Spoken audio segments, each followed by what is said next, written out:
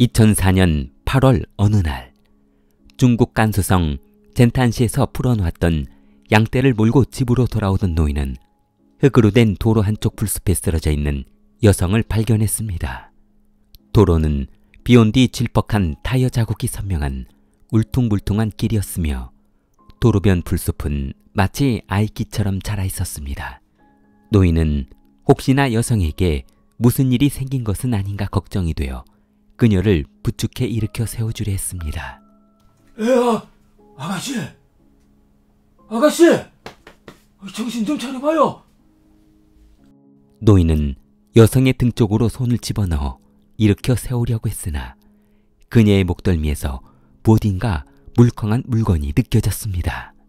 노인은 손에 묻어있는 것이 무엇인지 궁금해 한 손을 주머니에 넣어 라이터를 켜고 오른손을 비추어 보았습니다. 그것은 피로 뒤덮인 사람의 장기였습니다. 시뻘건 피를 확인한 순간 곱게 들어올렸던 그녀를 내동댕이 쳤습니다. 그리고 다시 풀숲에 쓰러져 있는 그녀를 다리부터 머리까지 라이터로 비추어 보았습니다. 그러자 그녀의 목에는 무엇인가가 감겨져 있었는데 그것은 아마도 그녀의 내장 같았습니다.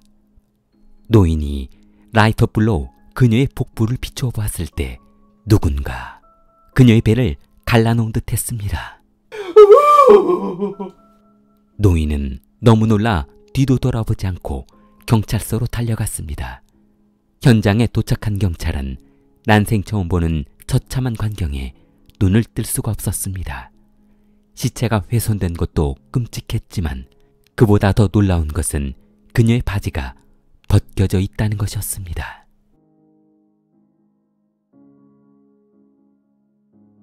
사망한 여성은 20대 초반의 아링이라는 여성이었는데 그날은 마침 회사 일을 마치고 버스에서 내려 집으로 돌아가던 길이었습니다.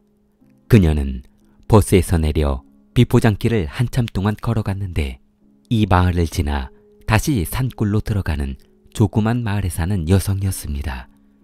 마을 사람들은 원한도 없고 금품을 노리지도 않은 범죄를 보고 공포에 떨어야만 했습니다.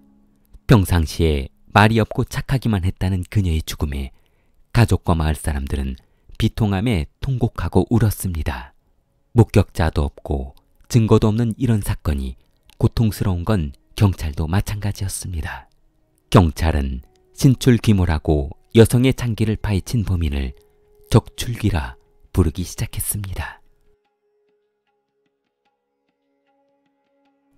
젠타이시 여성 살인 사건이 잊혀지나 생각됐던 2004년 9월 20일 저녁 분주한 식당에 손님이 잠잠해지자 여사장과 여종업원 샤오하는 식당을 정리하느라 분주했습니다.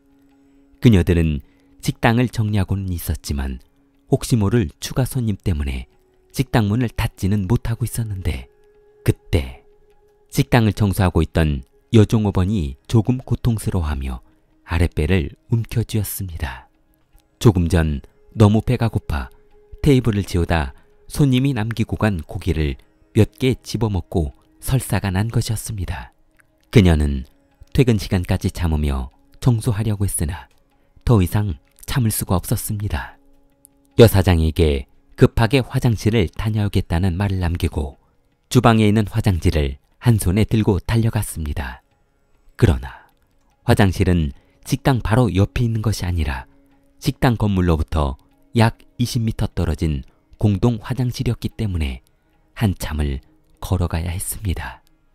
평상시 같았으면 너무 무서워 두 명이서 같이 다니던 곳이었습니다. 하지만 여사장은 식당 손님을 봐야 하기 때문에 여종업원과 함께 가줄 수가 없었습니다. 잠시 후 약 5분 정도의 시간이 지나고 공용 화장실 쪽에서 비명소리가 들려왔습니다. 식당 청소를 하던 여사장은 화장실로 달려갔고 주위를 둘러보았으나 사람은 보이지 않았습니다. 그녀는 여종업원을 찾기 위해 모든 화장실 칸을 열어보았지만 어느 곳에서도 여종업원의 모습은 보이지 않았습니다.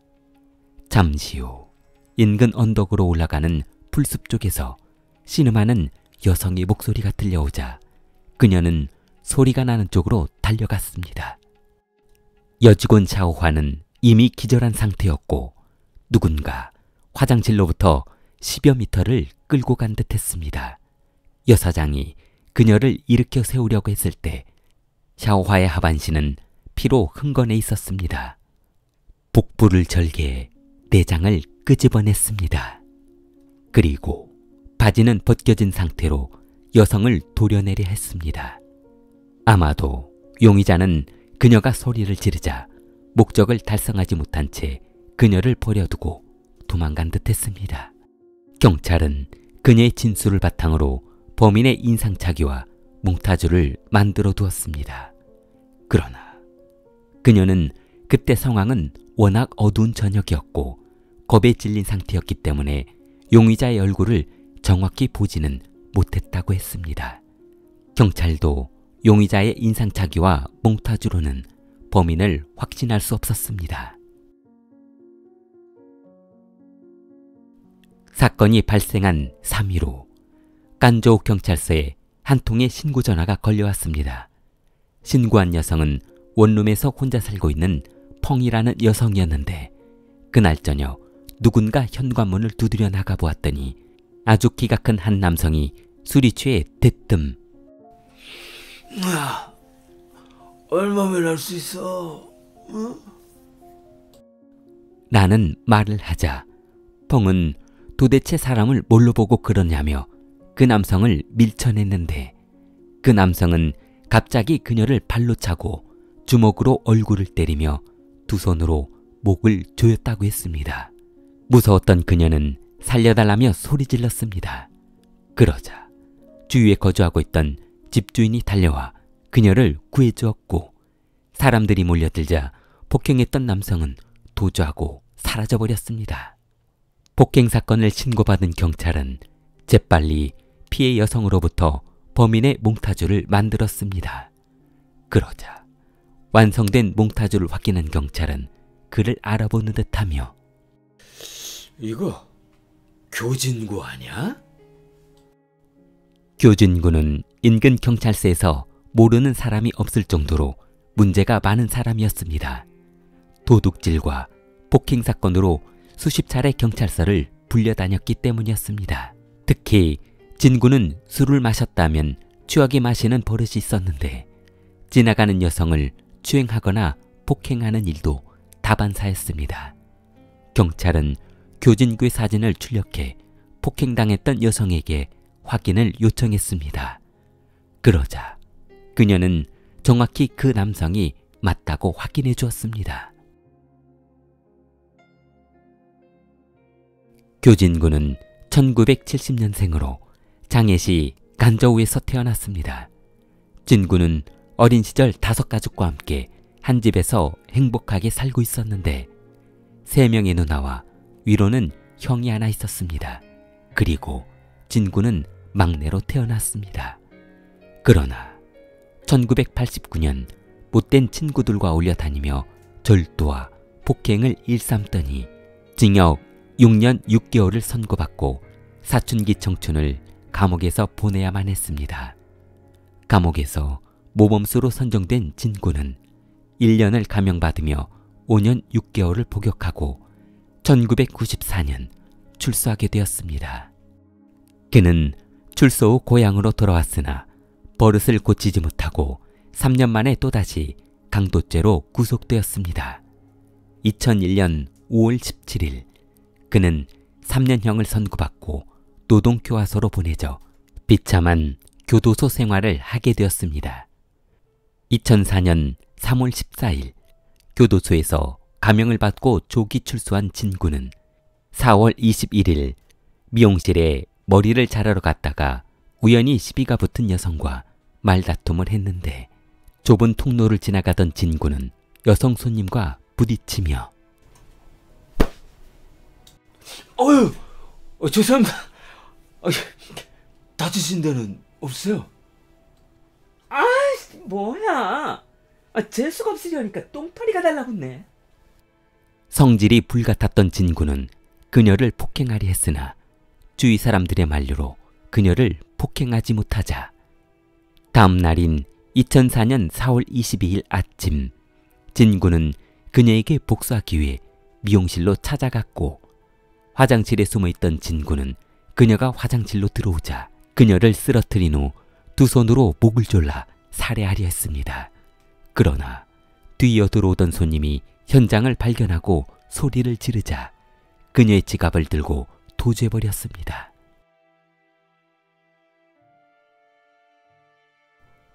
용의자를 확인한 경찰은 갑자기 이상한 생각이 들었습니다. 최근 발생하고 있는 잔인한 여성살인 사건의 방법과 아주 유사한 것 같았습니다. 여성의 목을 조이며 살해 위협을 한 것과 혼자 사는 여성을 범행 대상으로 삼은 것, 모든 것이 맞아떨어졌습니다. 그러자 경찰은 젠탄시 사건의 용의자가 교진구일 가능성이 크다는 생각이 들었습니다. 진구의 사진을 들고 식당에서 피습당했던 여성을 찾아갔습니다. 그리고 그날 당시 범인이 혹시 이 남성이 아니냐며 물었습니다. 병상에 누워있던 그녀는 경찰이 가져온 사진 속의 남성이 맞다며 확인해 주었고 얼마 후 경찰은 교진구를 검거해 조사실에서 취조를 시작했습니다. 자네 8월 달에 어디 있었나? 진구는 한참을 고심하더니 장애시에 있었다고 했습니다. 장애시는 첫 번째 살인사건이 발생했던 현장에서 멀리 떨어지지 않은 곳이었고 두 번째 사건의 장소에서도 그리 멀지 않은 장소였습니다. 죽였어 안 죽였어? 죽이긴 뭘 죽여요. 현장에서 나하고 관련이 있는 증거가 나오면 순순히 자백할게요. 그런데 아무런 증거도 없이 이렇게 멀쩡한 사람을 범인으로 몰아가는 건 이건 아니잖아요. 그러나 다음날 진구는 모든 범행을 인정하고 진술서에 지장을 찍었습니다.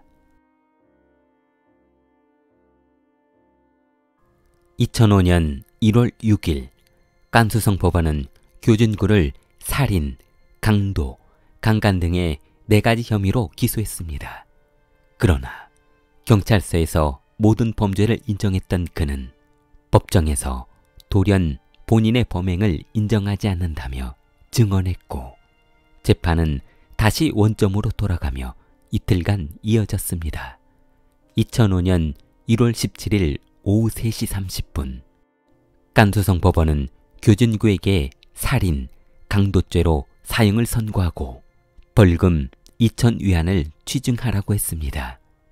그러나 진구는 두 사건에 대해 범행을 부인했고 검찰 측은 살해된 여성과 화장실에서 장기가 적출된 영상을 1시간 동안 보여주며 증거로 제시했으나 진구는 끝내 범행을 인정하지 않았습니다. 그러나 아무런 증거가 없이 검거된 교진구의 재판은 2005년 이후 6차례 재판이 거듭되었고 2016년 11월 10일 교진구는 무죄라며 항소했으나 법원은 이미 2018년 6월 20일 최종 판결에서 본인이 모든 범죄를 인정했다며 항소를 받아들이지 않았습니다. 법원은 교진구가 8월 12일과 9월 20일 두 건의 살인사건을 저질렀으나 사실이 불분명하고 증거가 불충분하다고 판결했습니다. 교진구는 사형을 선고받았으나 현재 사형 집행은 하지 않았고 사형 집행 유예를 선고받아 교도소에 수감 중입니다. 사건의 진실은 본인만 알고 있어 적출기가 진짜 본인인지 아니면 진짜 적출기가 지금도 어디에서 숨어 지내고 있는지는 알 수 없었습니다. 길리를 사랑하는 마음을 좋아요와 구독으로 표현해보세요. 길리였습니다.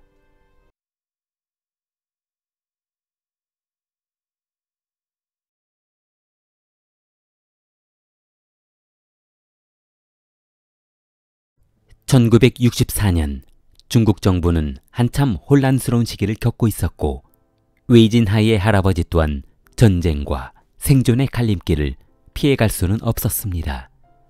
전쟁으로 사망한 할아버지를 뒤로하고 아버지는 아들 웨이진하이와 가족을 데리고 시안으로 도망갔습니다. 아버지는 시안에서 어렵게 자리를 잡으며 아이를 키우려 했으나 부모의 관심을 받지 못하고 자란 웨이진하이는 나쁜 친구들과 어울려 다니며 매일 싸움을 하고 다녔는데 그의 나이 16살에 이미 조직의 보스 역할을 하며 학생들을 몰고 다녔습니다.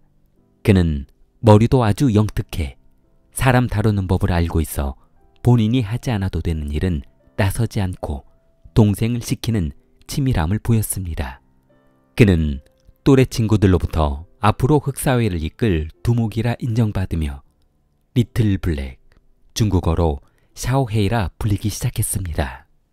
어느 날 조직원의 동생이 보복을 당했다며 하소연하자 이를 참지 못한 웨이진하이는 조직원을 데리고 상대 패거리가 다니고 있는 학교로 달려갔습니다. 그러나 그는 학교에 진입하기도 전에 경비원에게 제지를 당하며 창피를 당하고 말았는데 야 이놈들아, 지금 학생들 수업 중인데 어딜 들어가? 왜 여기서 가? 경비원 아저씨는 키도 작고 중학생밖에 되지 않는 어린 학생들을 별로 대수롭지 않게 생각하며 혼내서 돌아가게 할 목적이었습니다. 하지만 경비원은 지금 본인 앞에 서 있는 학생이 누구인지 전혀 모르고 있는 상태였습니다. 야, 영감, 어디서 싸가지 없게 내 앞을 막아? 어? 그때 뛰어있던 동생들이 저씨 샤워해가 뭐냐고? 큰일 났네.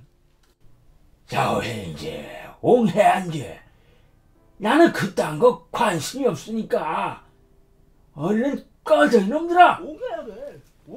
그러나 동생들 앞에서 창피를 당한 웨이진하이는 분을 참지 못하고 주먹으로 경비원의 면상을 내려쳤습니다. 어디에서 내 앞을 막고 지랄이야? 나 샤워해야! 웨이진하이와 패거리들은 쓰러져 있는 경비원을 쉴 새 없이 구타했는데 어디에서 갑자기 진짜 까불었어. 잠시 후 야야야! 야! 잠깐만. 어이씨. 이게 죽은 것 같은데? 그들이 구타하던 학교 경비원이 사망하면서 검거된 웨이진하이와 패거리들은 징역 5년형을 선고받아 시안교도소에 수감되었습니다. 그가 만약 성인이었다면 사형이나 무기징역을 받았겠지만 미성년자의 신분이라서 최소한 형벌을 내려준 것이었습니다.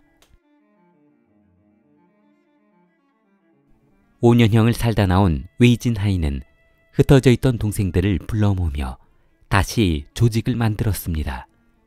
사람을 죽이고 출소한 그는 더 이상 좀도둑질이 나는 인물이 아니었습니다. 더 강하고 더 많은 돈을 벌 수 있는 사업을 찾아보기 시작했습니다.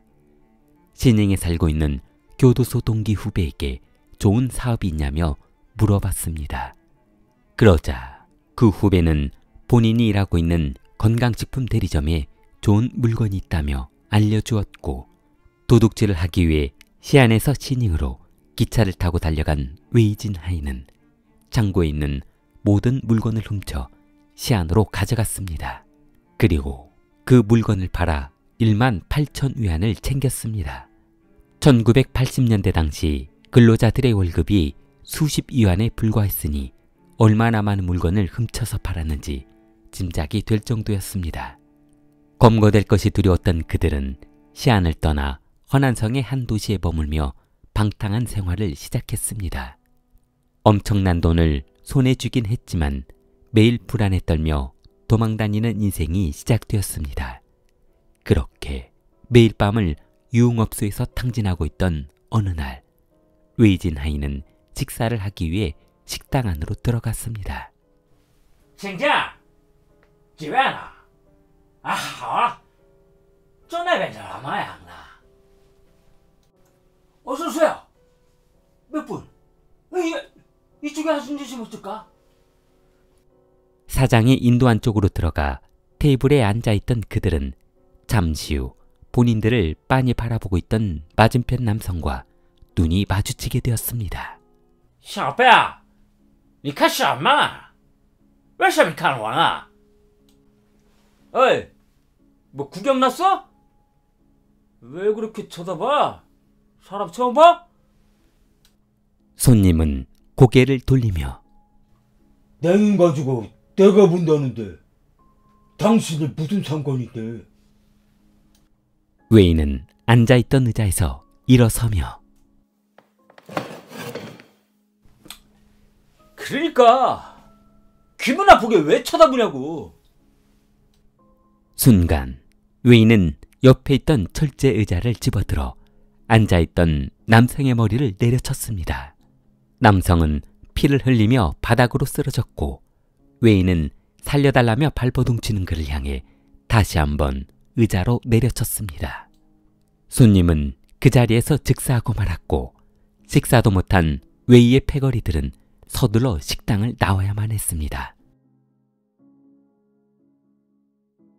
식당에서 도망치던 공범 페이는 화가 난 듯 야! 그런다고 의자로 사람을 때려 죽이면 어떡해? 밥 먹다 쳐다볼 수도 있는 거지. 우리 밥도 못 먹고 도망가게 생겼잖아. 에이씨. 아, 그럼 너는 내가 무시당하고 있는데 아무렇지 않다는 말이야? 저런 놈들은 따끔하게 혼내줘야 된다고. 계속 일을 치면 나는 더 이상 같이 다닐 수 없으니까 나 이만 빠질게. 전에 불건 도둑질에서 팔뚝만 그래. 일은 똑같이 했는데 왜 나는 너희들 가져간 거에 반절밖에 안 줘? 아이씨, 뭐라고? 이제서 빠진다고? 순간 웨이는 불안한 생각이 들었습니다. 만약 페이가 조직을 나가 자수하거나 잡혔을 때 본인이 검거될 것이 두려웠습니다. 본인이 사람을 죽인 것에 대한 증인이 될 수도 있기 때문이었습니다. 에에에, 야야야, 우리 일단 그러지 말고 숙소로 돌아가서 생각 좀 해보자. 뭐 여기 언덕 내려가는 길에 담배 한 대씩 피우고. 페이는 투덜거리며 조직원들과 담배 한 대를 입에 물고 내려가고 있었습니다. 그때 웨이는 걸어가는 페이의 뒤를 따라오며 돌덩어리를 짚기 위해 두리번거리고 있었는데 웨이는 서둘러 담배를 앞니 사이로 물고 아이씨, 이거 그런데 말이야, 또 어디로 가야 할지 걱정이다. 그때 웨이는 바닥에서 돌덩이 하나를 집어들어 페이에게 달려갔습니다. 돌에 맞은 페이는 그 자리에서 즉사하고 말았습니다. 뭐 임마야, 거기 다리 들어. 너는 팔을 들고. 웨이와 보하는 페이의 다리와 팔을 들어 언덕 불숲 깊은 곳에 버려버렸습니다. 1986년 10월 20일 오후 1시 50분 웨이와의 일당은 얼마 전 어수룩한 경찰에게서 빼앗은 권총과 경찰복을 보며 너 이거 한번 입어봐. 이거? 이것을 뭐 하려고? 진펑은 웨이가 입어보라는 경찰복을 입어보았는데 야야야야, 가만 있어봐. 야, 너 진짜 경찰 같은데? 이거 모자도 써봐. 그들은 빼앗은 경찰복을 입고 마치 정말 경찰이 된 것처럼 범행해보고 싶었습니다. 얼마 전에 은행에서 현금 다발로 찾아갔던 아줌마 있지? 어디 산다고 했지? 걔가 저기 저 골드오프 가게로 들어가는 거 봤지 말입니다. 근데 가게가 일주일에 사흘은 비어있더란 말입니다. 그럼 주인 없을 때 서둘러서 돈만 챙겨나오면 되겠네. 그리고 만약에 걸린다면 경찰이 조사가 나온 걸로. 얼버무리면 되니까 말이야.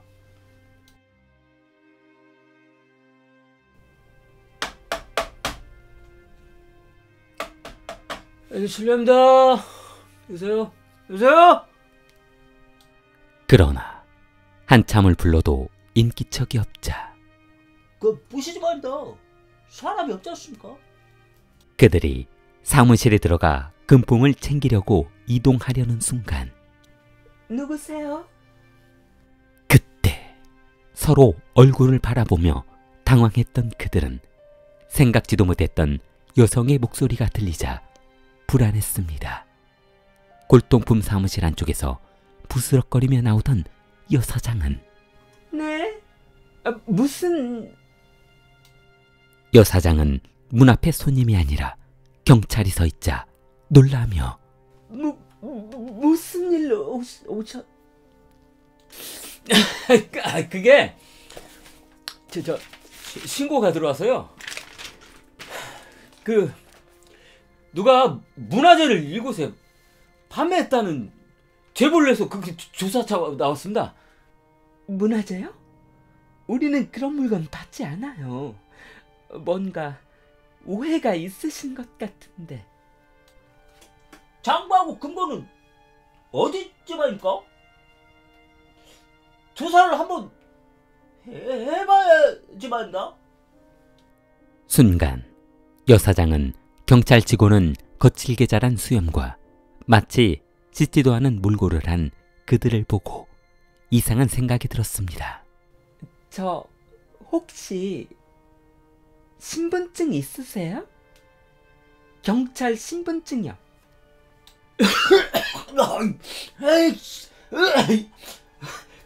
이 아줌마가 신분증은 무슨... 우리 경찰이야! 경찰! 여사장은 그들의 신원을 확인해봐야겠다며 전화기를 집어들려 했습니다. 그러자 범행이 발각될 것이 두려웠던 웨이진 하이는 주머니에서 권총을 꺼내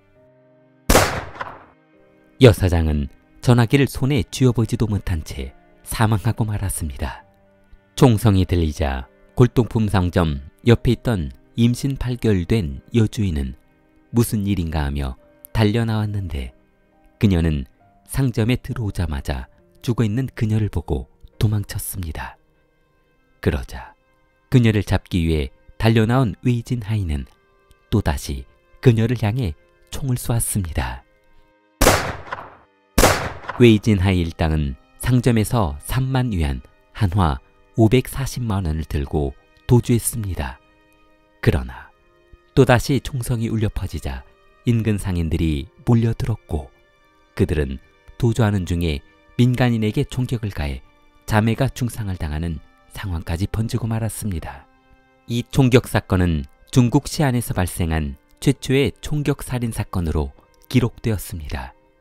경찰은 총격전이 벌어졌다는 신고를 받고 출동했으나 그들을 검거하지 못하고 놓치고 말았습니다.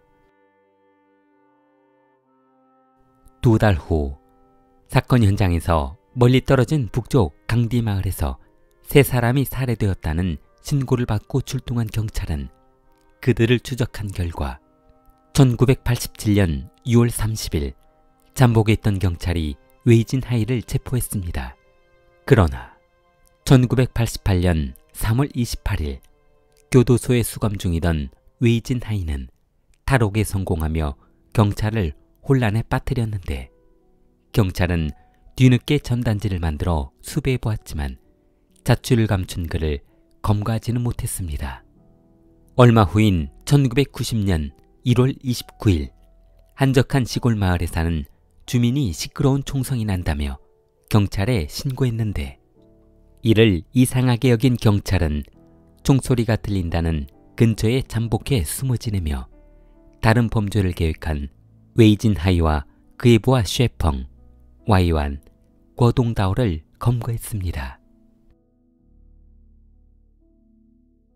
1990년 3월 20일 시안도립체육관에서 공개 선고가 된 후 웨이진 하이와 공범들은 시외 북쪽 언덕에서 총살되었습니다. 길리를 사랑하는 마음을 좋아요와 구독으로 표현해보세요. 길리였습니다.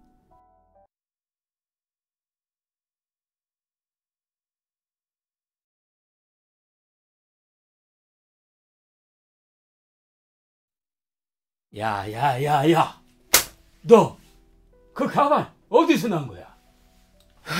서대로 3번가 그 집에서 가져왔어요. 그렇게 해서 먹고 살고 싶냐 이놈아? 경찰은 서류 파일을 집어들어 범인의 머리를 내려쳤습니다. 아이, 짜증나. 왜 때려? 이것도 다 예술이란 말이에요. 2000년 8월 중국 사천성 양회연은 최근 신출 규모라는 살인 강도 때문에 아주 소란스러웠습니다. 얼마 전까지만 해도 한 집에 살던 두 자매가 강도에게 살해당하는 사건이 발생했기 때문이었습니다. 경찰서에 잡혀온 장혜훈은 6차례 연속 살인 강도 사건을 벌이며 도주하다 잡힌 살인범이었습니다.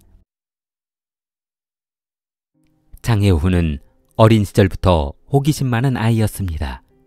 가정 형편도 좋고 부러울 곳이 없었던 아이였지만 워낙 응석바지로 자라다 보니 그가 원하는 것은 무엇이든 해야 하는 성격으로 변해갔습니다. 초등학교 시절 그는 화장실에 들어가는 여학생들에게 관심이 많았는데 너 미친 거 아니야? 볼일 보는 거 봐서 뭐하냐고. 아이씨, 잔말 말고 따라와. 너 안 할 거면 방이나 보든지. 초등학교 시절 그를 기억하는 친구들은 장혜우가 변태였다고 했습니다. 여자 화장실에 숨어 있다가 볼일 보는 여학생들을 지켜보며 쾌락을 느끼던 친구였습니다. 혜우의 변태적인 습성은 변하지 않았고 중고등학교로 이어졌는데 똑같은 생각을 가진 친구들과 어울려 다니며 여학생들을 끌고 가 변태적인 행위를 일삼았습니다.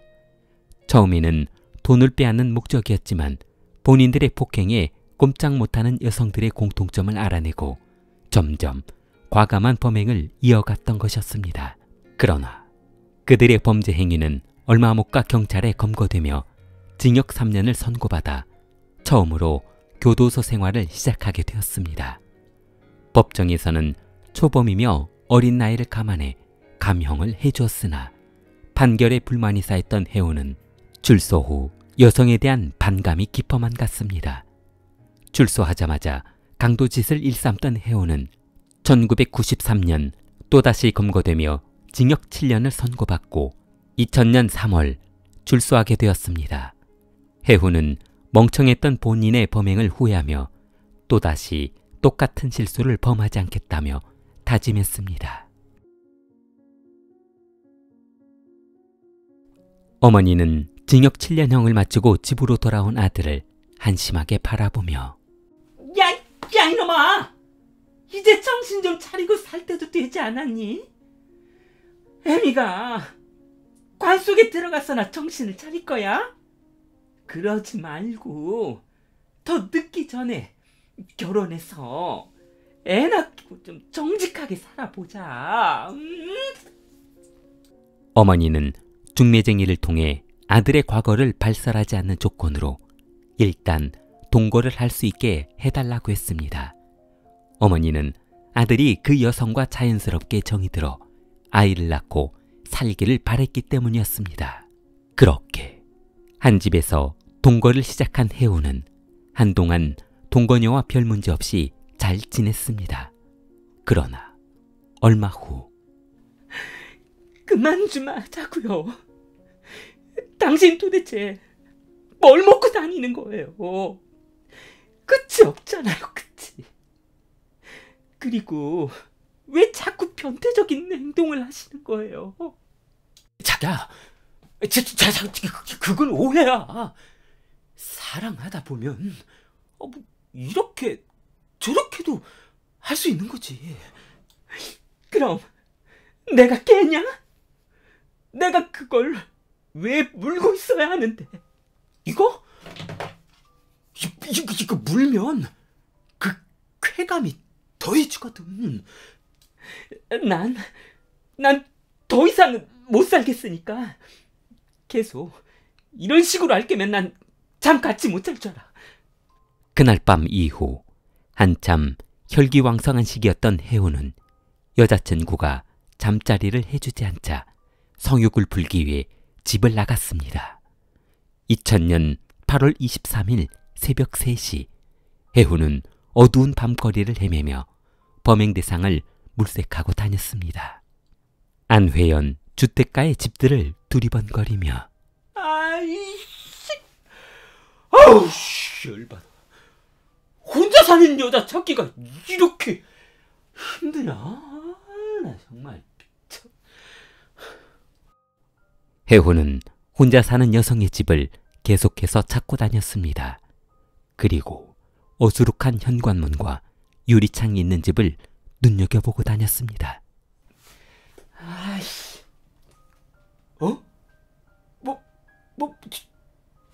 야, 저거 혼자 사나? 혜호는 재빨리 몸을 숨겨 전봇대 뒤로 숨었습니다. 그리고 집안에서 비추어지는 불빛에 움직이는 여성의 실루엣을 보며 잔뜩 흥분해 있었습니다. 혜호는 빠른 침을 삼키며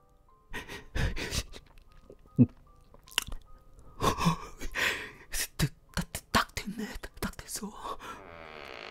혜호는 너무도 쉽게 열리는 방문을 조심스럽게 열고 들어갔습니다. 그녀는 올해 19살인 대학생 로시였습니다. 혜호는 그녀가 잠들어 있는 침대 위로 조심스럽게 올라가 소리 지를 수 없게 손으로 입을 막았습니다. 그러자 그녀는 소리 지르며 살려달라고 했는데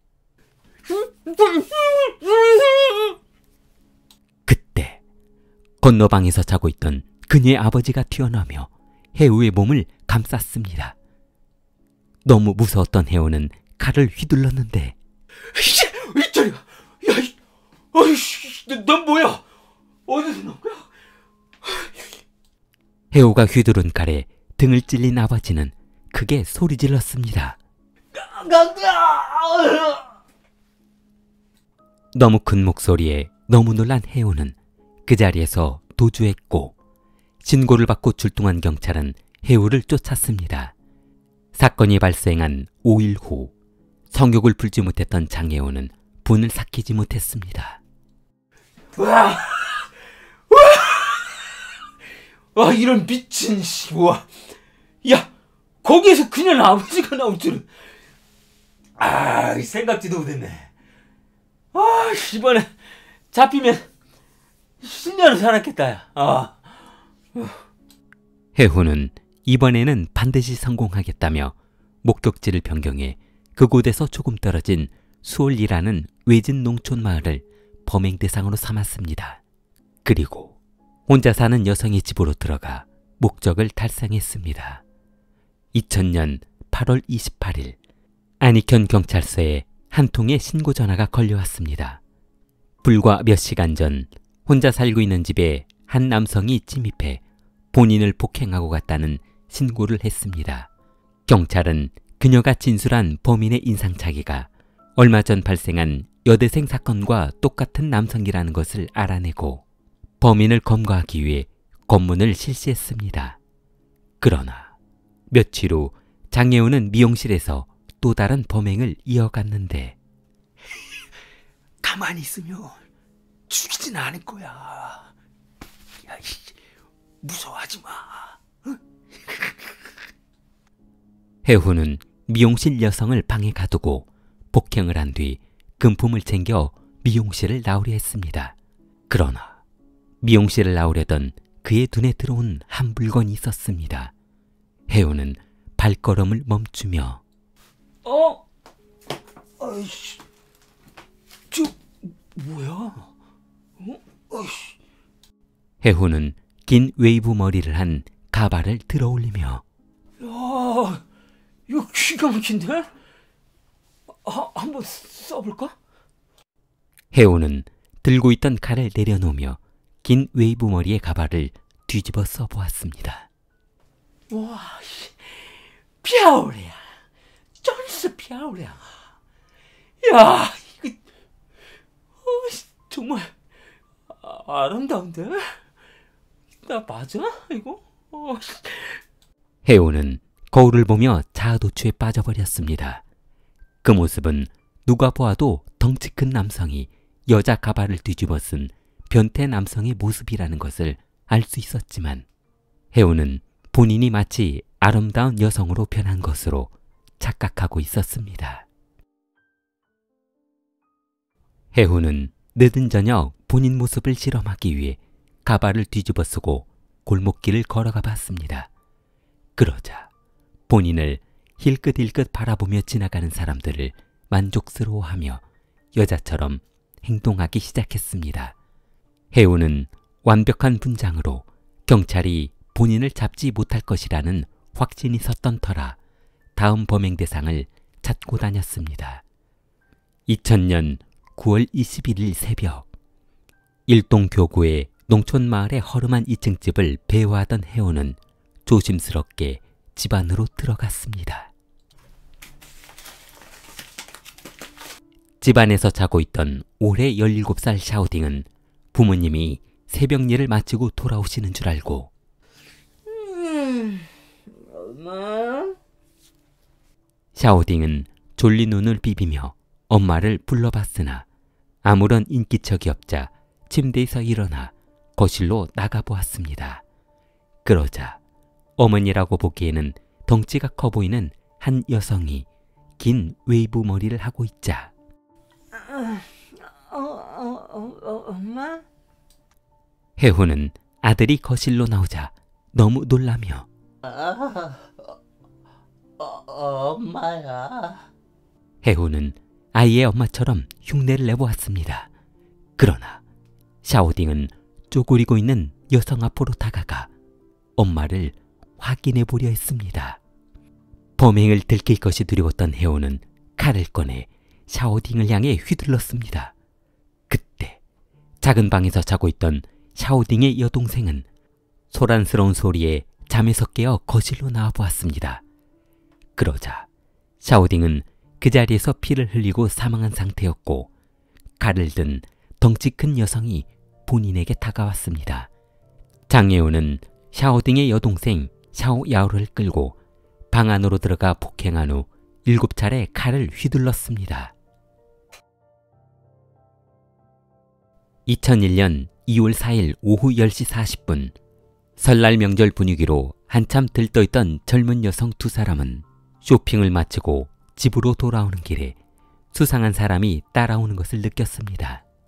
언니, 조금부터 뒤에서 누가 따라오는 것 같아. 언니는 숨죽이며 조심스럽게 뒤를 돌아봤습니다. 여자 같은데? 머리가 아주 길어. 여동생은 안심하다는 듯 그래? 나는 또 변태 같은 놈이 따라오는 줄 알았지 뭐야. 그때 긴 머리를 한 여성이 다가오며 언니들 어디까지 가? 뭐예요? 린칭과 언니는 그 사람이 여장한 남자라는 사실을 알아차리고 재빨리 집으로 걸어갔습니다. 잠깐 이야기 좀 하자니까. 해후는 언니의 손목을 잡아채며 골목길 바닥에 쓰러뜨렸습니다. 그리고 옷을 벗기기 시작했습니다. 겁에 질린 여동생은 사람 살려! 사람 살려! 여동생은 사람 살리라며 소리질렀고 마침 큰 길을 걸어가고 있던 시민들이 달려들자 장혜원은 그녀를 버리고 도주했습니다. 2001년 2월 10일 새벽 강도 살인 사건으로 사천성 일대가 소란스럽자 주민들은 불안에 떨고 있었는데 아이고, 우리 집은 그 변태 같은 경찰은 뭐하고 있는 거예요? 그런 놈 하나 못 잡고. 경찰은 범인을 검거하기 위해 며칠 밤을 잠복근무하며 범인이 나타나기만을 기다렸습니다. 잠복근무로 스트레스가 잔뜩 쌓인 경찰은 열받아. 그 변태놈 하나 때문에 며칠째 집에도 못 들어가고. 도대체 이게 뭐하는 짓거리야. 그러도 말입니다. 저도 어제 와이프가 이혼 도장 찍어놨다고 찾아라고 했습니다. 내가 이놈을 잡기만 하면 그냥 아주 그냥 묵사만을 반대로 버릴 테니까. 야, 너 나 말리지 마라. 알았어? 최 형사님, 제가 왜 말립니까? 저도 그동안에 맺힌 게 있는데 저도 때릴 겁니다. 한참 동안 두 사람이 차 속에서 몸부림을 치고 있던 그때 최 형사님, 저기 좀 이상하지 않습니까? 덩치는 산만한데 긴 가발을... 야이씨! 잡어! 경찰이 그를 쫓아가자 담장을 넘으려던 장혜호는 혼비백산하며 가지고 있던 가방을 집어던진 채 도주하기 시작했습니다. 그러나 얼마 못 가 주택가 외진 곳에서 검거된 혜호는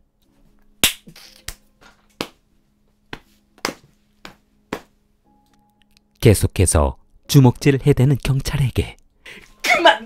그만! 야이씨! 그만 때리라고! 아파! 아파! 야, 막내야, 이마가. 우와, 뭐 하는 짓이야? 경찰이 시민을 이렇게 때려도 되는 거야? 야, 이 자식아! 이거 그냥 범인 검거 과정에서 생긴 단순 쌍방 폭행이야! 주영사는 혜우의 주먹을 본인의 얼굴에 갖다 대며 자, 너도 한번 때려봐. 짜릿해. 아이씨, 야야야야! 뭐야 이 변태 같은 놈아!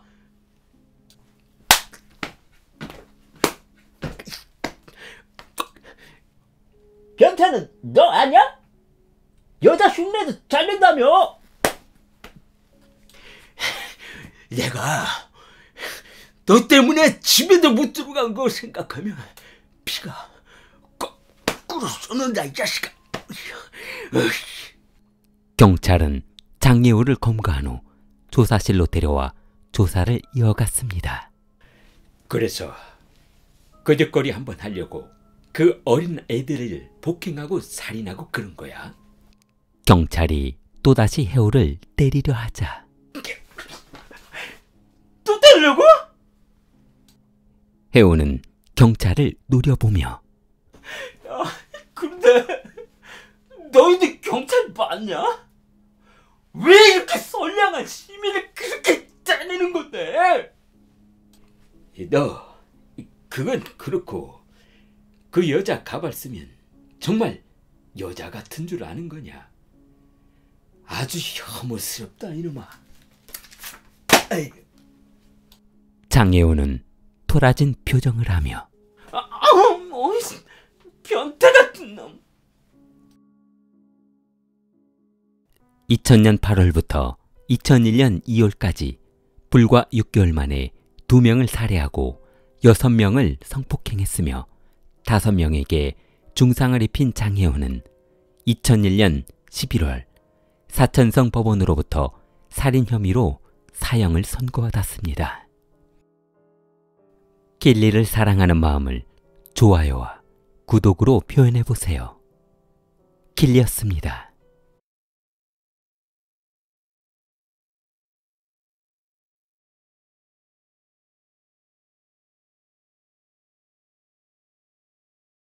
일본 후쿠오카의 유명 이자카야 술집 식당에서 셰프로 일하고 있는 료타는 실력이 좋고 친절한 셰프로 자리 잡고 있었습니다.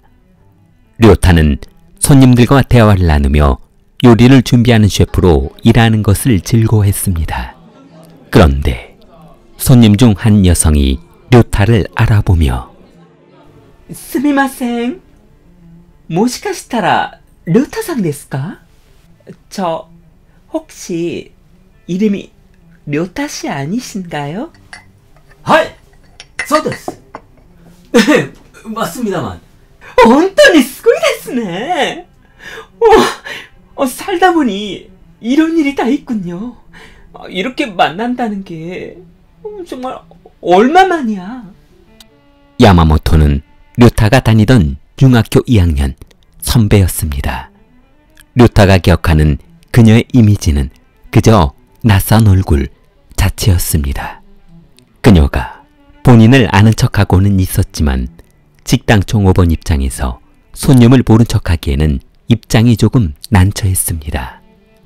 인근 술집에서 도우미로 일하고 있던 야마모토는 그를 만나서 너무 반가워했습니다.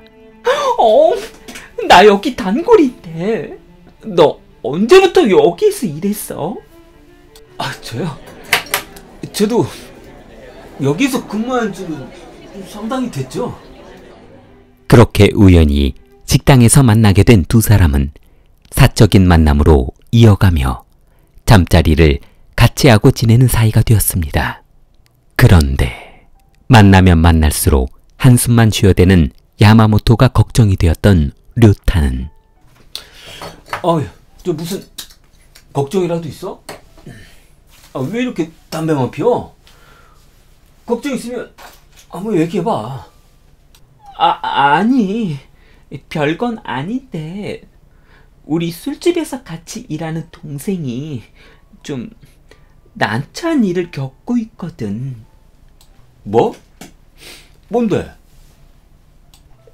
다름이 아니라 그 동생이 얼마 전 사장한테 돈을 빌렸거든. 그런데 제 날짜에 안 갚으면 죽이네 살리네 하는데 너무 안쓰러워서. 혹시 자기 돈 좀 있어? 돈? 돈은 내가 무슨 돈 있어? 내 몸뚱아리 하나 관리하기도 힘든데. 나 아직 장가도 못 갔어.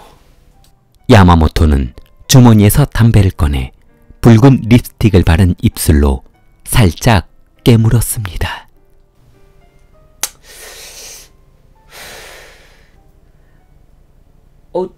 자기 혹시 그럼 얘는 믿을만한 애거든? 그냥 보증만 서주면 안 될까? 보증? 보증이라니? 얼마 후 료타는 야마모토의 부탁으로 다른 여종업원 선수금 차용증에 지급 보증을 선다는 서명을 했습니다.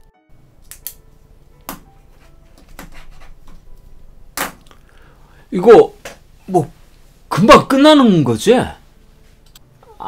참, 자기도 다 못 믿어? 료타에게 한 통의 전화가 걸려왔습니다. 거친 남성의 목소리가 전화기 넘어 흘러나왔습니다. 에이. 네? 어이가 누구를 찾으시는지? 얼마 전에 빌려간 50만 원. 빌려간 거 언제 갚을 거야? 50만 원이요? 료타는 기겁하듯 놀라며 제가요? 그렇게 많은 돈을 제가 언제 빌렸대요? 야쿠자 행동대원이라는 남성은 얼마 전 료타가 보증 섰던 원금에서 이자가 수십만 원이 붙었으니 당장 이자부터 갚으라며 소리 질렀습니다. 만약 내일까지 갚지 않는다면 직장으로 찾아가 죽여버리겠다고 했습니다. 너무 놀란 료타는 전화를 끊고 대꾸를 하지 않았습니다. 그러자 다음날 료타가 일하고 있는 식당에 조폭들이 찾아와 행패를 부리기 시작했습니다. 에이, 다시 한 번만 네 맘대로 전화 끊기만 해봐. 확 그냥 죽여버릴 테니까.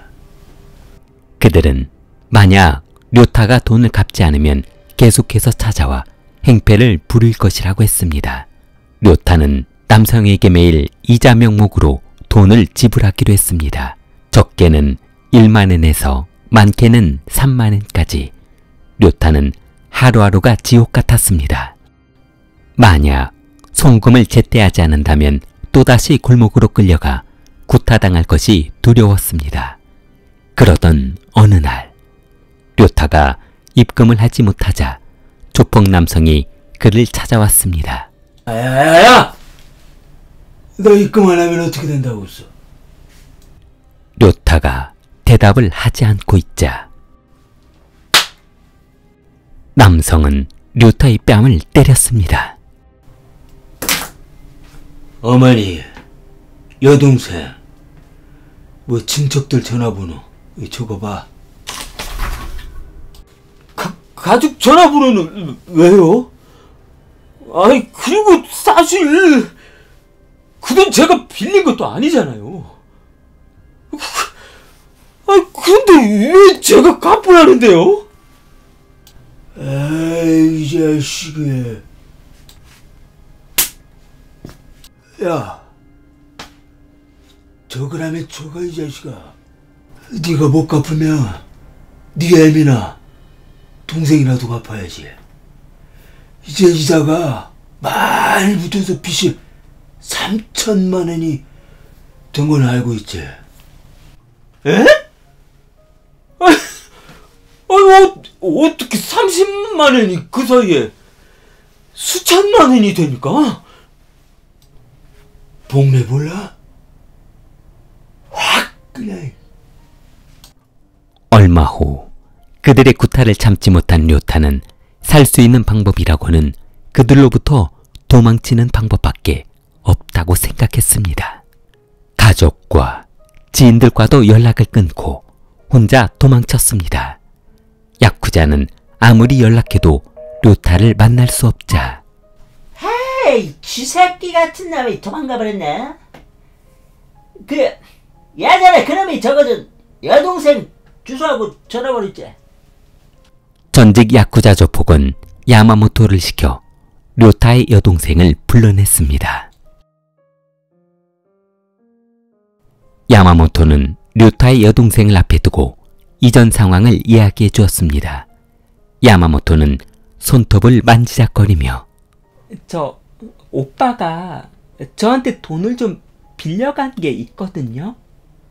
얼마 전까지만 해도 잘 갚더니 갑자기 잠수를 타버렸네요.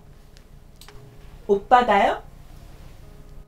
야마모토는 매일 료타의 여동생 루미에게 전화를 걸어 오빠 빚을 갚으라며 괴롭혔습니다. 그러자 더 이상 참을 수 없었던 루미는 경찰서를 찾았는데 아니, 개인적인 재물을 왜 저희한테 하소연하시는지 모르겠네요. 그런 건 당사자들끼리 해결하셔야죠. 저희가 뭐 추심업체입니까? 그래도 제가 빌린 돈도 아닌데 자꾸 갚으라며 협박하고 있단 말이에요. 그럼 일단 사건 접수는 하시고 돌아가 있으세요. 연락을 드릴게요. 야마모토는 루미가 아무런 반응이 없자 그녀를 불러내 남자 도우미가 있는 나카스의 호스트바로 데려갔습니다. 이미 그 호스트바의 단골이었던 야마모토는 본인의 술값을 루미에게 지불하라며 뭐해? 술값 안 낼 거야? 이자 내야지. 적게는 10만엔에서 30만엔까지의 돈을 본인의 술값을 지불하게 했습니다. 야마모토는 루미를 매주 한 번씩 불러내 호스트바에 가서 술을 마시고 술값은 이자로 대신 내라며 그녀에게 계산하도록 했습니다. 호스트바의 남성들은 그녀들의 관계가 마치 신분이 나뉜 것처럼 행동하는 것이 신기했는데 아니, 두 사람은 뭐 주인과 누이 사이 뭐 이런 거야? 재밌겠다. 너 말 잘한다 얘. 와인 한잔 할래? 제일 비싼 걸로 한 병 가져와봐. 호스트바 직원들이 기억하는 루미의 모습은 처음 방문했을 때는 순진한 모습이었으나 시간이 지나면서 진한 마스카라와 노출이 심한 옷으로 변하고 있었다고 했습니다. 루미가 원하지 않는 옷차림으로 변한 것으로 보아 아마도 야마모토의 강요로 그렇게 변해간 것이 아닌가 생각했다고 합니다. 루미는 결혼해서 남편과 아이가 있는 주부였고 야한 옷차림의 의상과는 어울리지 않아 보였습니다. 야마모토와 야쿠자는 루미에게 돈을 가져오라며 지속해서 폭행을 하고 있었는데 더 이상 그녀에게서 돈이 나오지 않자 술값으로 만족하지 못했던 야마모토는 약 1개월간 루미를 방 안에 가두고 고문했는데 그래도 별 진전이 없자 그녀의 목을 조르고 남편에게 돈을 가져오도록 하라며 협박했습니다. 그러나 루미가 반응하지 않자 야마모토는 동거하고 있던 27세 오스티스 종업원 기시호와 나이프로 그녀의 허벅지를 찔렀습니다. 남편한테 전화해. 뭐 그렇게 참으면 우리가 봐줄 것 같아? 자기야, 차라리 젓가락으로 찔러보자. 그들은 루미의 목을 조르고 목검으로 머리를 내려쳤는데 뭐야? 야마모토는 쓰러져 있는 루미에게 다가가 그녀가 숨을 쉬지 않고 있다는 것을 알게 되었습니다. 루미는 쇼크로 사망했습니다. 2019년 10월 20일 두 사람은 겁만 주고 계속해서 돈을 갈취하려는 목적이 어긋나자 사망한 루미를 들고 후쿠오카현 다자요시의 주차장에 주차해 놓은 루미의 차 속에 집어넣었습니다. 그리고 잠시 후 산책하던 시민에 의해 사망한 채 발견되었습니다. 며칠 후 동생의 부고를 받고 장례식장에 찾아온 류타는 지난 과거를 후회하며 동생에게 본인의 죄를 빌었습니다. 경찰은 다음 날인 10월 21일 야마모토 미유키 41세와 그녀의 동거남 호스티스 기시우, 조직폭력배 다나카 마사키 47세를 장애치사 및 시신유기 혐의로 체포했습니다. 2021년 10월 법원은 야마모토에게 장애치사 혐의로 징역 22년을 선고했는데 재판 과정에서 그녀는 계속해서 어깨를 들썩이며 웃고 있었습니다. 2022년 여름 야마모토는 수감 중 대장암으로 43세의 나이에 사망했습니다.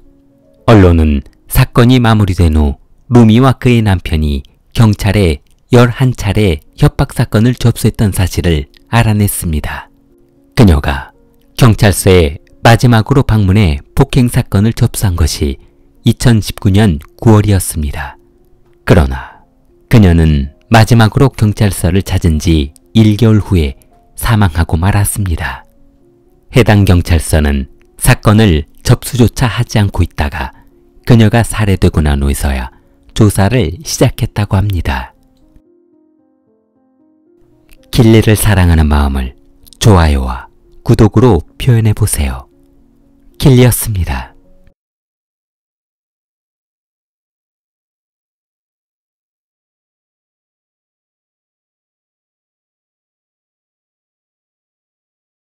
(2011년 12월 24일) 새벽 사람이 살해됐다는 신고를 받고 출동한 경찰은 윈난성 피인완현의 한 탄광 기숙사로 출동했습니다. 피해자는 올해 41세인 다이신 군이라는 남성이었는데 그는 이곳 탄광에서 일한 지 한참이 되었고 도시에서 워낙 떨어진 곳이라 이곳 지리를 잘 알지 못하는 사람은 쉽게 접할 수 없는 곳이었습니다.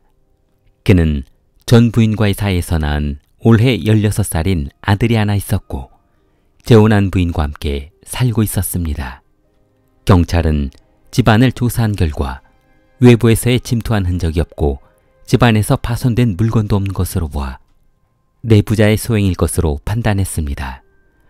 그러나 가족 중에 범인이 있다는 가정을 하기도 힘든 이유는 바로 그들의 확실한 알리바이였습니다.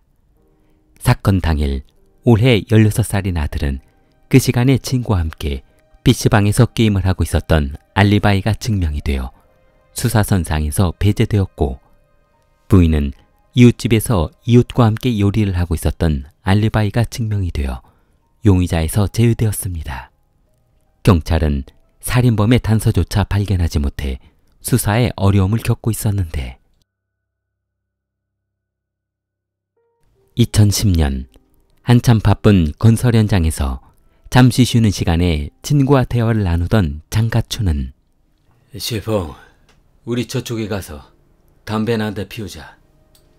두 사람은 한적한 곳에 가서 담뱃불에 불을 붙이며 그런데 얼마 전에 만나보라는 여자는 만나봤어?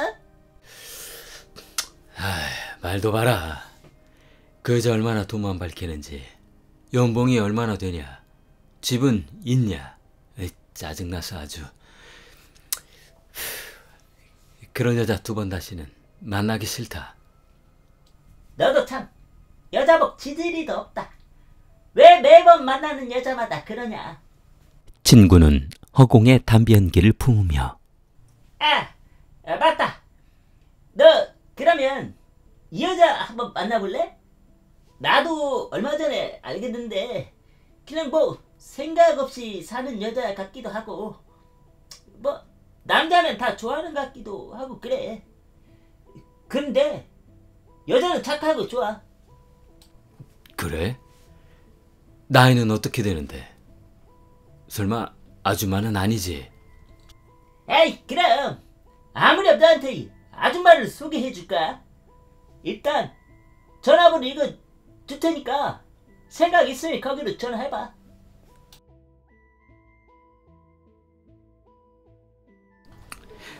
안녕하세요. 저 얼마 전에 셰프 소개로 전화번호를 받기는 했는데요. 많이 외로우시다고. 이거 초면에 잘 부탁드립니다.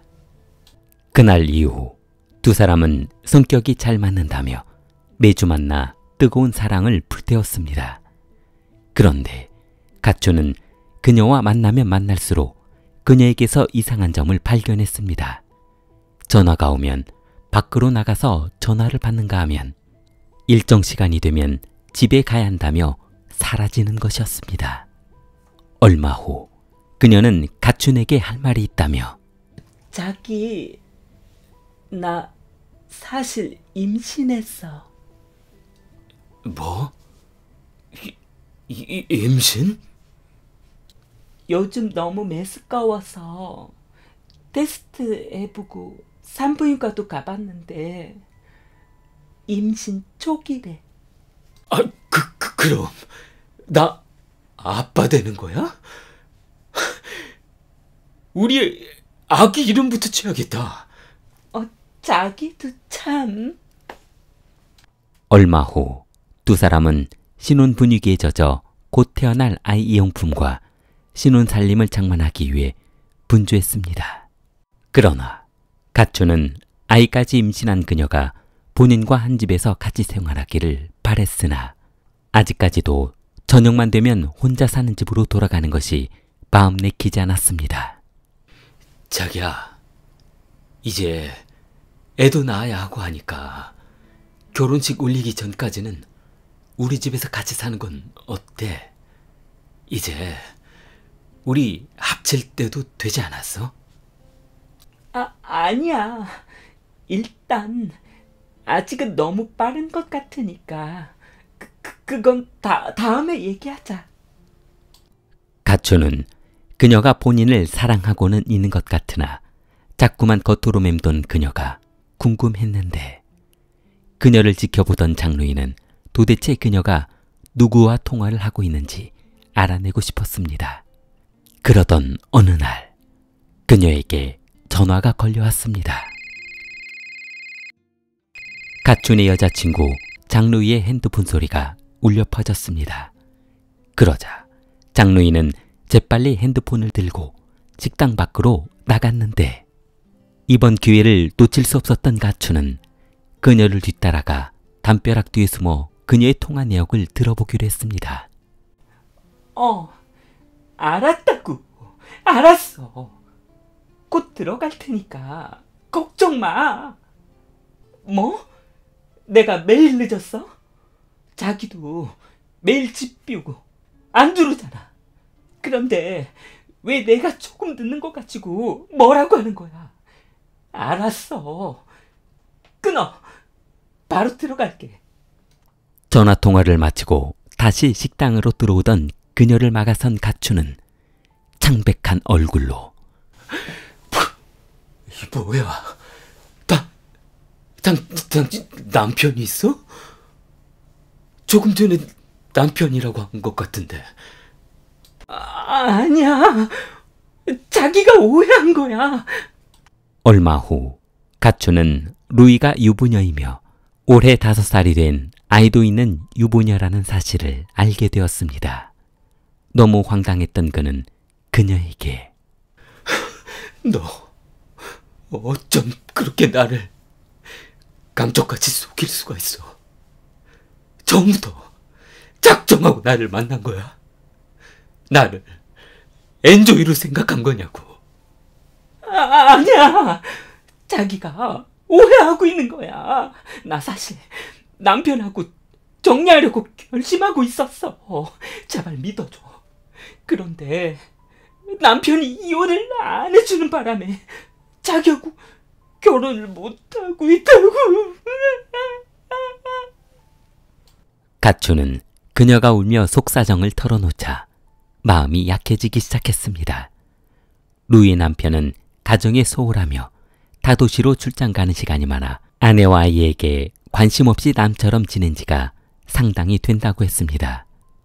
어쩌다 한번 집에 돌아오는 날이면 루이에게 전화해 어디 있냐며 당장 들어오라고 해 그녀에게 스트레스를 풀곤 했습니다.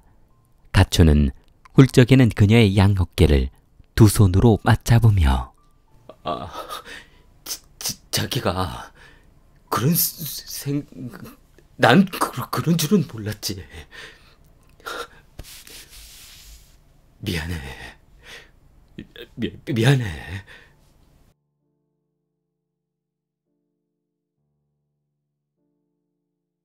2018년 8월 장로인은 울먹이며 가춘에게 자기야, 어쩌면 좋아.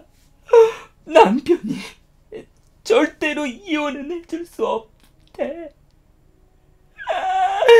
출산일도 얼마 안 남았는데 이러다 우리 아이 자기 호적에 올리지도 못할 것 같아. 뭐라고? 내 이 자식을 찾아갔어 그냥. 자기 그러지 말고 이참에 남편을 그냥 없애버리는 건 어때?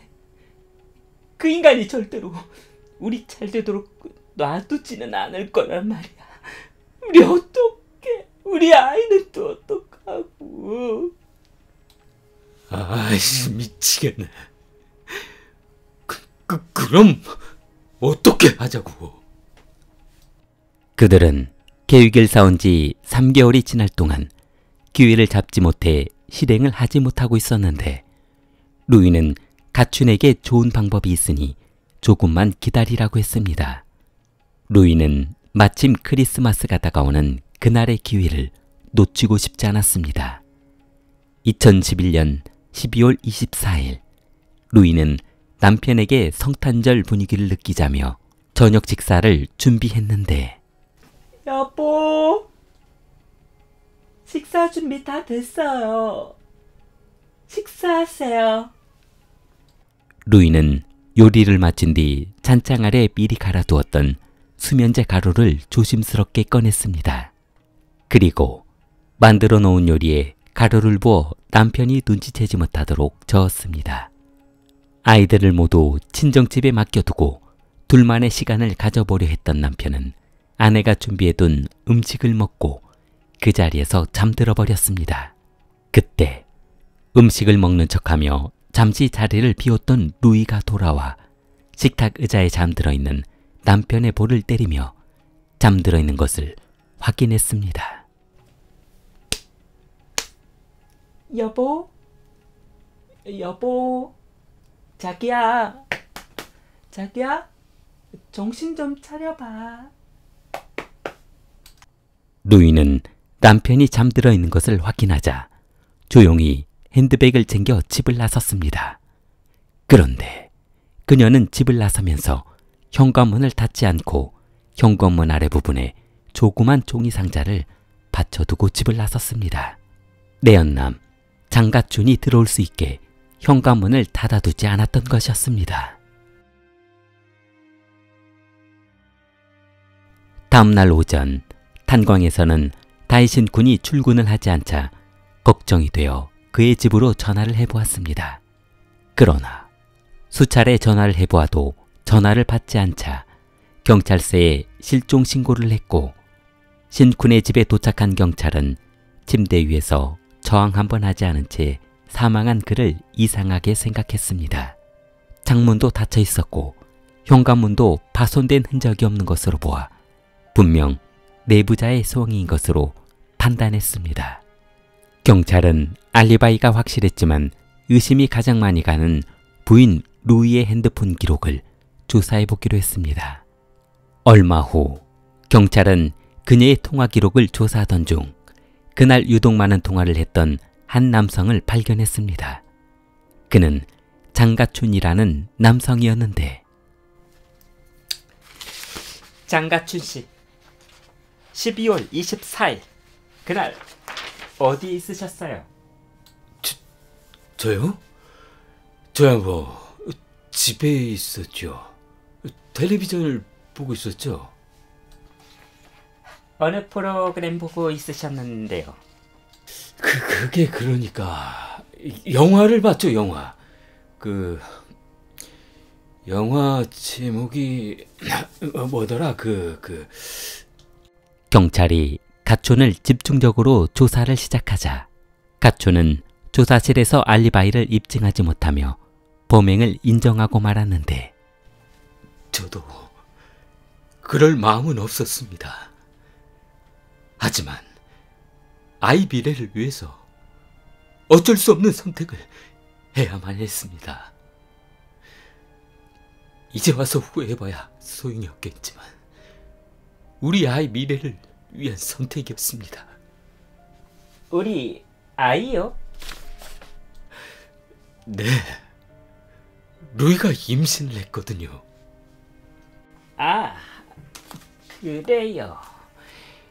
그 아이가 가춘 씨 아이가 맞는 건가요? 아니, 무슨 말씀을 그렇게 서운하게 하세요.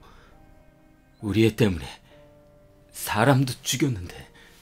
저희가 아내분, 아니 그 애인분 핸드폰 내역을 조사를 해봤는데 루이 씨하고 관련된 남성분이 한두 분이 아니셨습니다. 10여 명이에요. 저희도 지금 그분들을 수사선상에 올려놓고 조사를 하고 있던 차에 알게 된 사실입니다. 부인께서 그들하고 성관계 조건으로 금품을 요구하기도 했더라고요. 네? 뭘 잘못하셨겠죠? 루이는 그럴 여자가 아닙니다. 아니에요. 가춘이 살인 혐의로 검거되고 살인을 교사한 장루이가 검거된 후 가춘은 사형을 선고받았고 장루이는 살인에 직접적인 관여를 하지 않았다는 알리바이가 입증이 되어 무기징역을 선고받았습니다. 임신한 상태로 감옥에 들어가 생활하게 된 그녀는 2012년 감옥에서 딸을 낳았고 루이의 출산 소식을 들은 가춘은 본인이 죽더라도 자식은 훌륭하게 키워달라며 그녀에게 부탁하는 편지를 보냈습니다. 그러나 잠시 생각에 잠긴 가춘은 잠시만요. 사형당하기 전에 부탁할 것이 있는데요. 제가 검거될 때 와이프가 만나고 있던 남자들이 한두 명이 아니었다고 하셨잖아요. 혹시 루이가 낳은 딸하고 저하고 유전자 검사를 한번 해주실 수 있나요? 죽기 전에 마지막 소원입니다.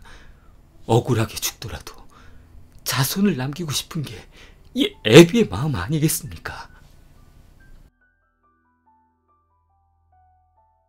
2013년 가춘이 수감되어 있는 교도소에 유전자 검사 통지서 한 통이 도착했습니다.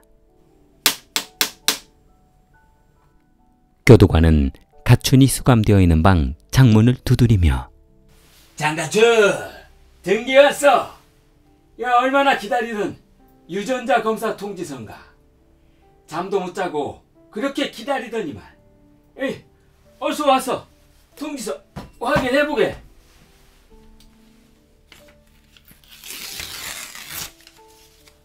가춘이 유전자 검사서 봉투를 개봉하고 결과를 확인한 순간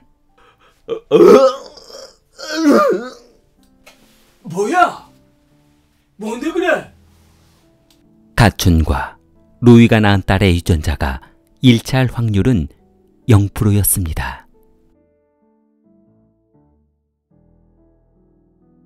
사형을 선고받은 후 유예기간 동안 친자라도 확인하고 형을 받아들일 생각이었던 가춘은 억장이 무너지는 것 같았습니다. 1년 후 장가춘은 본인 자식도 아닌 아이를 위해 살인을 저지른 것을 믿을 수 없다며 억울함을 호소했습니다. 그러나 법원은 그의 뜻을 받아주지 않았습니다. 얼마 후 가춘의 사형은 집행되었고 무기징역을 선고받은 장루이는 살아서 교도소에서 딸을 키우며 지내고 있습니다. 길리를 사랑하는 마음을 좋아요와 구독으로 표현해보세요. 길리였습니다.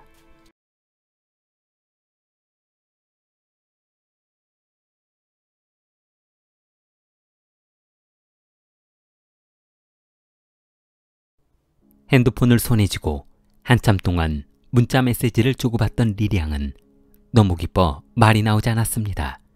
상대편 여성이 만나보고 싶다는 것이었습니다. 한번 이혼한 경험이 있었던 리량은 전 부인과의 상처를 최대한 빨리 잊고 새 출발을 하고 싶어 데이트 어플에 가입해 새로운 결혼 상대자를 찾았습니다. 그런데 뜻밖에도 2주 만에 참한 아가씨를 만날 수 있어 정말 행운이라고 생각했습니다. 리량은 그녀와 만난 지 2주 만에 결혼하게 되었고 곧바로 결혼 증명서까지 발급을 받았는데 모든 서류는 제가 다 정리해 두었거든요. 그러니까 크게 신경 쓰실 건 없으실 거예요. 결혼 증명서도 발급받았어요. 2013년 3월 두 사람은 사랑이 불타오르더니 만난 지 2주 만에 혼인신고를 하고 2개월 만에 결혼식을 올려 살림을 차리게 되었습니다. 리량과 부인 홍아는 맞벌이 부부로 일하며 열심히 돈을 모으기로 했는데 두 사람의 꿈은 시내 한복판에 아파트 한 채를 갖는 것이었습니다. 그러나 남편 리량은 부인 홍아와 외출할 때면 항상 절친이었던 혼자 살고 있는 친구 주구원을 불렀는데 자기야, 인사해. 여기는 나랑 아주 친한 친구 베프지. 구원이라고 해. 주구원. 반갑습니다. 말씀만 많이 들었지 직접 뵈니까 훨씬 더 미인이시네요. 혹시 주위에 좋은 친구분 있으시면 저도 한번 소개 부탁드립니다. 아직 결혼 안 하셨어요? 결혼요? 아직 여자친구를 한 번도 사귀어 본 적이 없어서요. 아, 그러시구나. 그럼 어떤 스타일 좋아하시는데요? 저요? 뭐 딱히 재수 씨 스타일이면 좋을 것 같은데요. 어머, 농담도 잘하셔.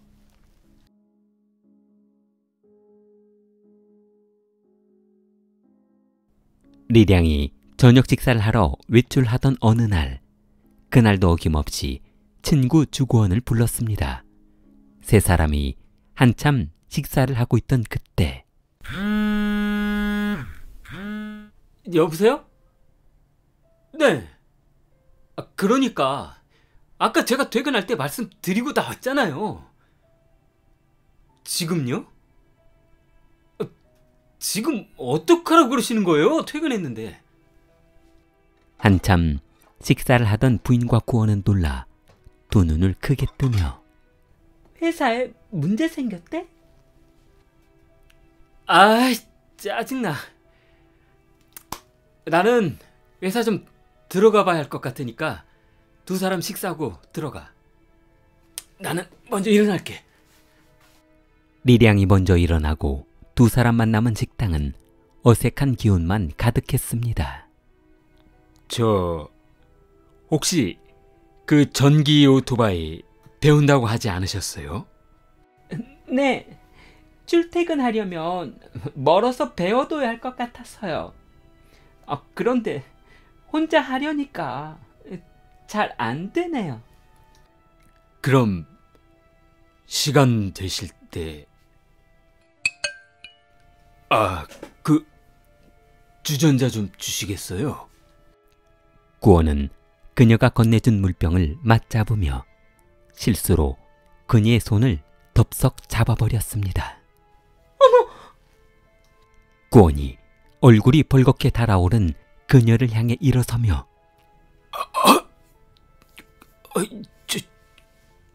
죄송해요. 아니에요. 그날 저녁 의도하지 않았던 스킨십으로 이상한 감정이 들었던 홍아는 잠을 이루지 못하며 설레이기 시작했습니다.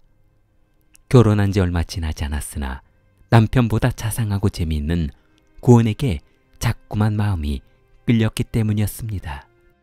결국 두 사람은 리량 몰래 내연관계로 지내며 사랑에 빠지게 되었는데 부인 홍아는 남편과 결혼한 지 얼마 되지 않았기 때문에 긴장의 끈을 놓지 않았습니다. 두 사람의 관계가 깊어지던 어느 날 나 불안해 죽겠어. 오늘도 남편에게 거짓말하고 나오는데 얼마나 힘들었는지 몰라. 나하고 자전거 타는 거 연습한다고 하면 되잖아. 그것도 하루 이틀이지. 더 이상 이런 관계 힘들 것 같아. 그럼 이제 와서 헤어지자고? 그럼 어떡해? 주구원은 그녀가 헤어지자는 말을 하자 분을 삭히지 못하고 전기 자전거 연습을 잠시 멈추었습니다. 주구원은 화난 얼굴로 그럼 일단 오늘은 이만 들어가고 다음에 다시 이야기하자. 마음이 진정될 때 다시 이야기하자고. 다 일단 집으로 가자.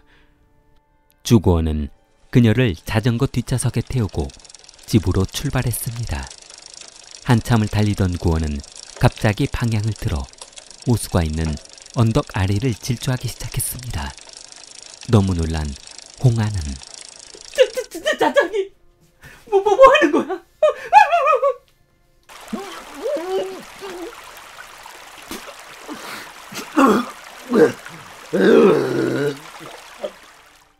주구원은 홍아를 태운 전기 자전거를 몰고 호수로 질주했습니다. 그리고 최대한 연못 깊은 곳으로 자전거를 끌고 들어갔습니다. 주구원은 살기 위해 발버둥치는 그녀의 머리끄덩이를 잡고 호수 깊은 곳으로 끌고 들어갔습니다. 힘들어 죽겠네. 주구원은 숨을 헐떡이며 호수 가장자리에 벌러덩 누워 멍하니 하늘을 바라봤습니다.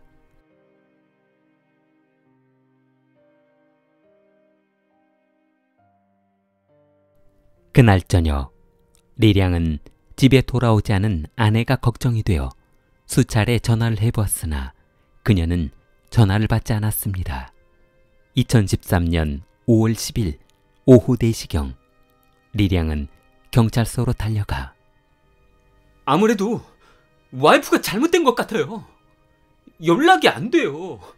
분명 회사 일 마치고 집으로 돌아오는 길이라고 했거든요.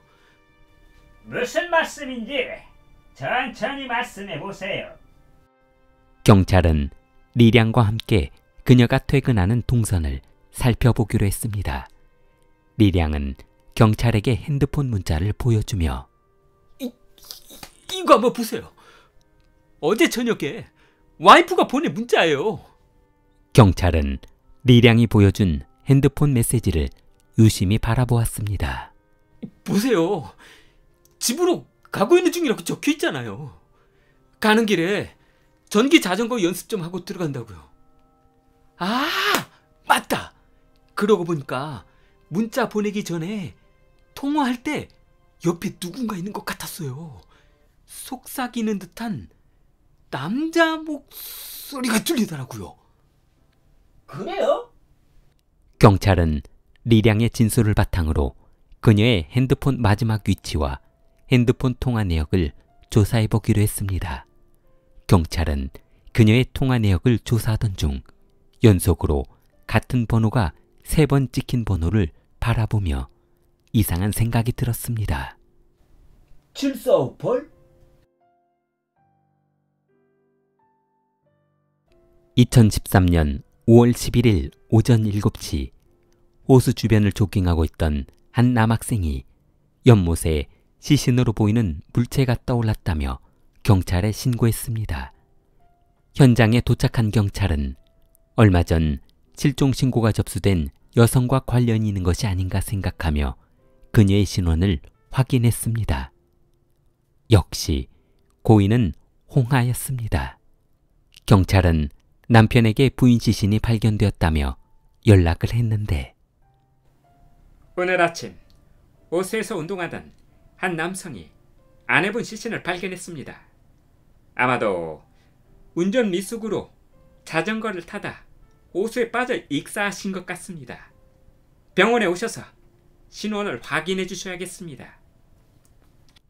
영안실에 도착한 리량은 사망한 아내의 시신을 확인한 순간 그대로 주저앉고 말았습니다. 아이, 그러게 내가 안 된다고 했잖아. 안 된다고. 그놈이 저기 자전거 위험하다고 몇 번을. 내가 죽일 놈이다. 내가. 아니, 뭐하러 그 위험한 걸 사줘가지고.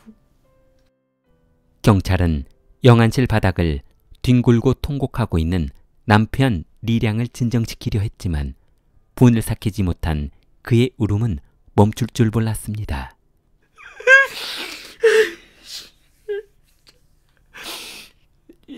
형사님, 그런데 제 와이프가 사망했을 때 핸드폰은 가지고 있지 않았던가요? 핸드폰이요? 그런 건 없었는데요. 왜 그러시는데요?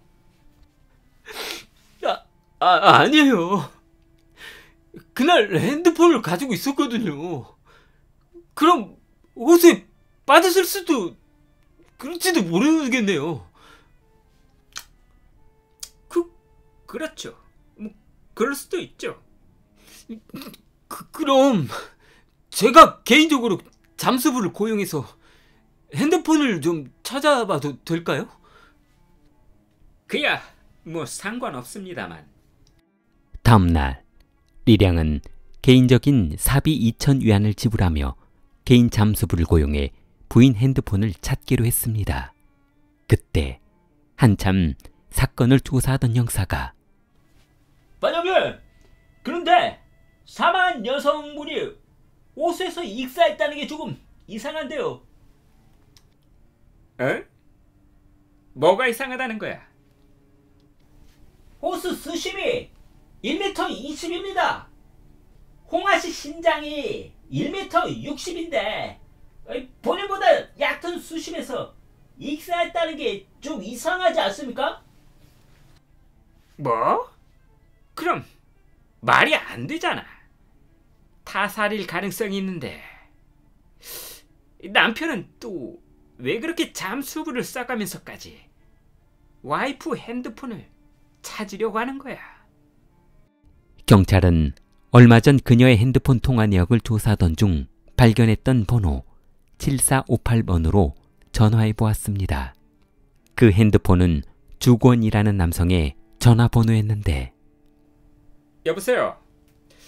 저 경찰입니다. 홍아 씨라고 아시죠? 홍아 씨가 이 번호로 여러 번 통화를 했던데요. 저요? 이 사건 당일도 주구원 씨하고 통화를 했던 기록이 있습니다. 그날 만나서 무슨 일이 있었던 겁니까? 주구원은 경찰의 수사망이 좁혀오자 더 이상 숨길 수가 없다고 판단했습니다. 그날 저녁이었어요. 저는 매일 홍아에게 자전거 타는 것을 알려주고 있었죠. 그런데 제가 실수로 그녀가 탄 자전거를 놓치는 바람에 호수에 빠져 익사하고 말았어요. 제가 도와주고 싶어도 그때는 이미 늦어서 손을 쓸 수 없었고요. 익사했다고요? 네. 저는 무서워서 그냥 도망갔어요. 후회하고 있지만 그 상황은 어쩔 수 없었어요. 반장은 주곤이 앉아있는 테이블 위에 사진 한 장을 던지며 홍아 씨 신발 바닥에서 진흙이 발견됐습니다. 진흙이요? 그게 왜요? 홍아 씨 신발에 진흙이 묻어 있다는 것은 그녀가 호수 바닥을 딛고 일어서 있었다는 겁니다. 수심도 1m 20밖에 안 되더라고요. 그건 현장에 있었던 누군가 일부러 그녀를 익사시켰다는 증거가 되기도 하죠. 어때요? 다른 알리바이라도 있습니까?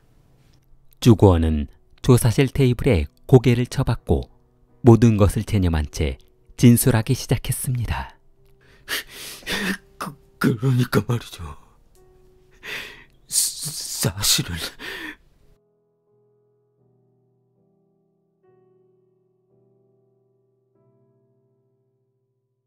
2013년 3월 어느 날 리량은 주구원을 불러 술 한잔 하자고 했습니다. 너 요즘 도박장에서 다 빨렸다며? 돈 필요하지? 돈 빌려줄 거 아니면 짜증나게 하지 말고 술이나 마시고 가자. 요즘 더 이상 돈 빌릴 것도 없다. 리량은 주구원에게 술 한 잔을 따라주며 너 좋은 건수 하나 있는데 한번 해볼래? 뭔데? 내가 얼마 전에 핸드폰 결혼정보 어플에서 작업해놓은 여자 하나가 있거든. 얘가 요즘 나한테 미쳐가지고 결혼을 하자 하니까 바로 결혼하재. 그런데 내가 그 여자하고 결혼하자마자 보험을 여러 개 들어놓을 테니까 내가 그 여자를 죽여주기만 하면 돼. 뭐? 나보고 네 부인을 죽이라고? 이런 미친놈이. 리량은 홍아와 결혼 후 서둘러 2주 만에 결혼 증명서를 발급받아 그녀 몰래 여러 보험사에 고액의 생명보험을 들어두었습니다. 보험금은 총 한화로 약 8억 원에 달했습니다. 리량은 주고원에게 상당한 금액을 지급해 주겠다며 그를 설득했고 급하게 돈이 필요했던 구원은 리량의 제안을 받아들였습니다.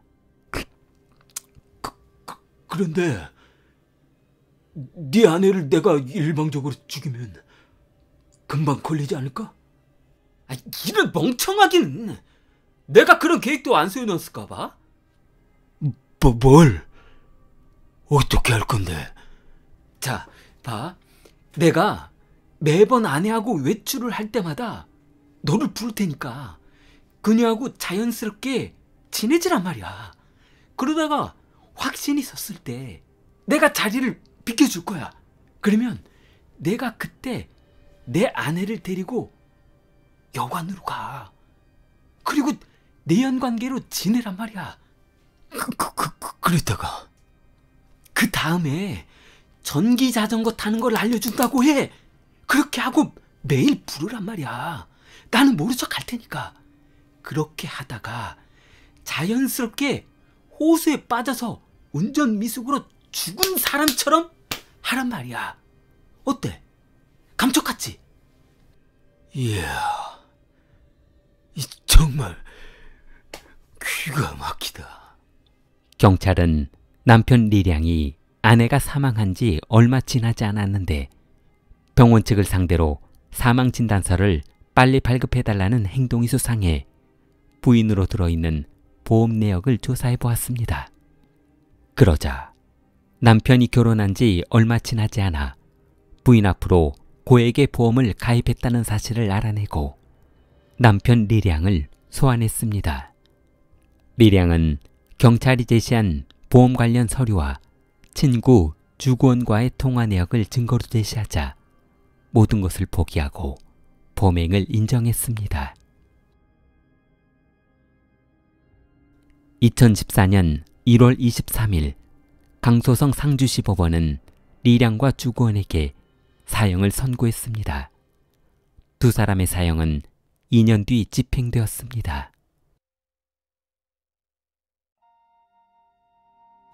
좋아요와 구독은 무료입니다. 킬리였습니다.